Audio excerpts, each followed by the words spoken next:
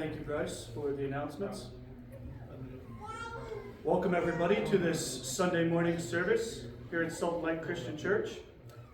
The story that I have for you all this morning is from 1 Samuel, chapters 5 and 6. So at this... Oh, there we go. They turned me on. There we go. There So at this time, the Philistines had defeated the Israelites in battle. And they had taken the Ark of the Covenant as spoils of war. And so they brought the Ark to one of their main Philistine cities. There were 5 major Philistine cities. And they brought the Ark to one and put it in the temple of their sea god, Dagon. And the next morning, when the priests came to the temple, they found the statue of Dagon collapsed, fallen over, face first, in front of the Ark of the Covenant. And so they stood it back up, not thinking too much of it, and continued on with their rituals and whatever. And then the next day, they got up again and came to the temple, and once again, the statue of Dagon had fallen over face first before the Ark of the Covenant. However, this time, the head of the statue and both the hands of the statue had been cut off and removed. And all that remained of the statue intact was the torso. And so they did their best to repair it, but they kind of realized something was going on after that second time. And the next day when they got up, they realized that the whole city and the surrounding region had been afflicted with a curse of mice and of tumors. And so they began realizing that this Ark of the Covenant that they had brought in was not really fitting in very well there. And so the leaders of this Philistine city came together and they were like, what are we going to do with this object that has brought these curses among us? And so they decided to send it to another one of the Philistine cities, where in that city, the same thing continued to happen. And so after a little while, they got sick of it and sent the Ark of the Covenant off to another Philistine city, where after a little while, the same thing happened.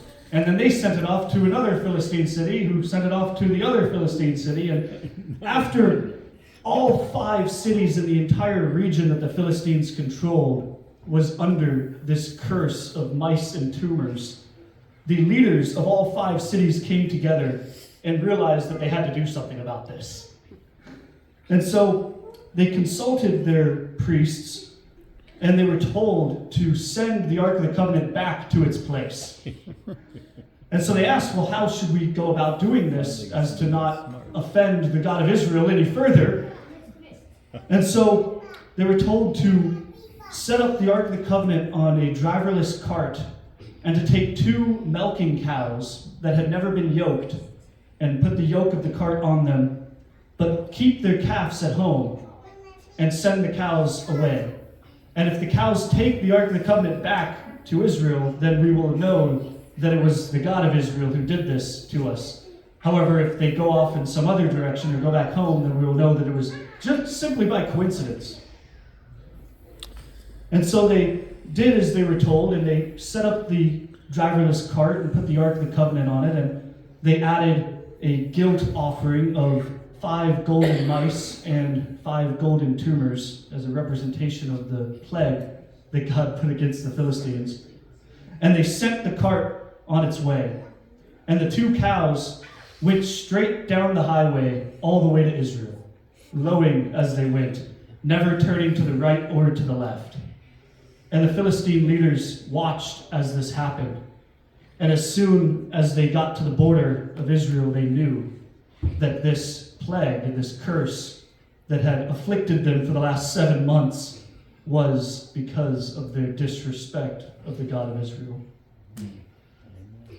And so we see from this story not only how awesome and mighty God is, how powerful God is over any foolish human pagan ideas, but we also see that God doesn't tolerate messing around with him.